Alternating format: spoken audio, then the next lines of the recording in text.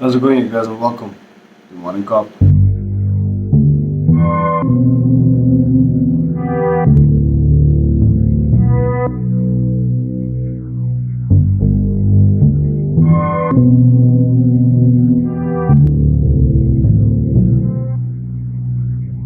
We start off with AstraZeneca as well as Pfizer putting out a statement that they are both facing production problems. As a matter of fact, European Union has also put out a statement being more Eurocentric in this approach, stating that almost 70% of all vaccine exports might be shut for the foreseeable future until production problems are dealt with.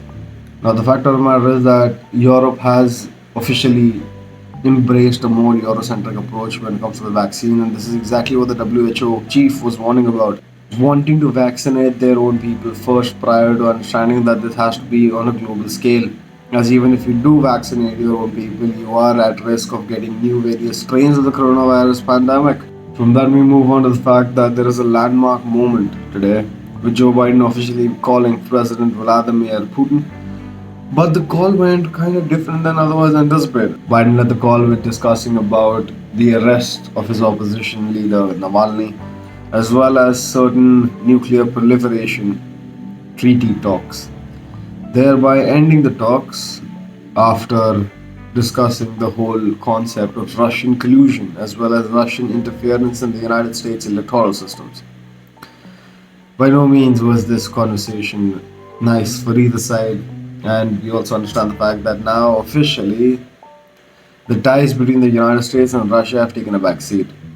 We don't know if these ties are going to be better, but the fact of the matter is that Putin and Biden might not necessarily get along. We move on to Italy, and Italy has some devastating news. Now, the Italian government was at odds about how to spend the COVID relief packages that were already in place. Now, they had the recovery funds, but how to roll them out was a huge dispute amongst the government itself. A lot of infighting ensued, and it resulted in the resignation of the Prime Minister Giuseppe Conte, bringing forth a political crisis on top of a health crisis that was already riding an economic crisis. We move on to the fact that the Brazilian COVID 19 variant has now officially been found in the United States. Cases have been confirmed to the Brazilian variant of the coronavirus. Well, it's now running rampant in the United States as well. A few days ago, the first case was confirmed, and now that that is positive, and we understand that this is that same variant that is running rampant across the rest of Brazil. We can also rest assured believe that this isn't the first and the only case of the Brazilian variant of the coronavirus that has been found in the United States. That just goes to show that if you are being a more my country first when it comes to the vaccine rollout, this is exactly what you stand at risk of being exposed to. Even if you make sure that the variant that you are vaccinating your population for is wiped out from your continent, is wiped out from your country, you're still stuck with the fact that another variant from a different part of the world could just as easily make its way there and then run rampant again. This is supposed to be more of a global approach, whereas people and world leaders fail to see that. We move on to the Indian protests. Now, the Indian farmers have been at protests against the government's farm laws for a long time now, since late November of last year.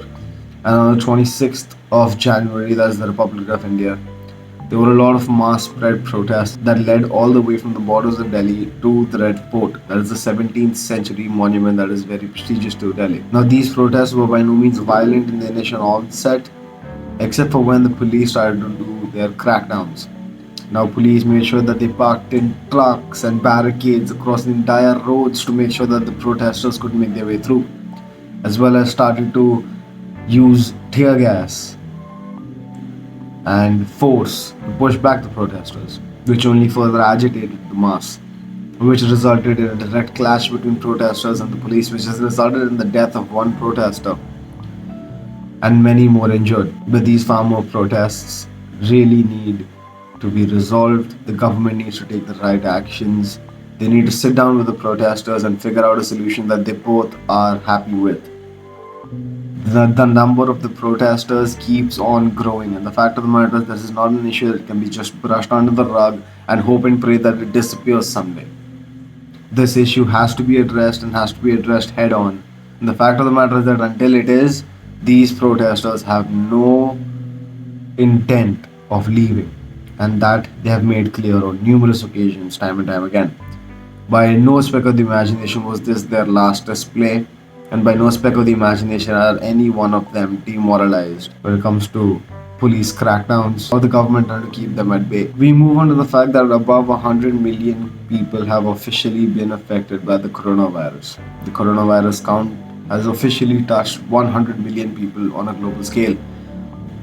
Just goes to show that this pandemic is still running rampant. It started rather early in 2020, is now the new norm apparently. A year later, we are still seeing cases rise. A year later, we are still seeing people succumb to this illness with little to no avail when it comes to recovery.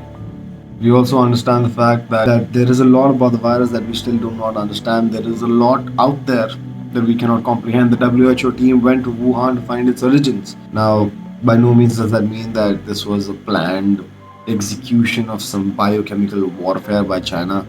But the point of the matter is that People's Republic of China is no longer the People's Republic of China. The People's Republic of China is just China. It's Xi Jinping's China. It's a communist regime China. And for better description of what it actually holds, it's a dictatorship. There is a lot that China keeps on incursion. India has been in talks with China over border breaches, and days before the ninth round of those military talks, Chinese troops again violated border guidelines and rushed straight into Indian territory, wherein they had clashes with Indian troops yet again. Now, this is what I'm trying to talk about precisely. The Chinese troops are receiving straight orders from those higher up to violate international law, to violate border security, and to just rush on in with the thought and the prayer that the Indians might not just open fire. And because India is a true democracy, it's just taking people for granted, taking people's patience for granted, and taking the Indian army for granted, which might not necessarily be the best thing to do for China. Multiple incursions on multiple occasions. It's not going to work out well. And if these talks fail and China still continues to press on the way it has, it might result in all-out war. For more on this topic, there is an episode on Real and Real Me, that's my podcast on Spotify, that I'll be releasing about this whole ordeal, about why China is behaving the way China is behaving and what its entire objective is like. Go check that out. And with that being said, this has been your morning cup. I'll see you tomorrow.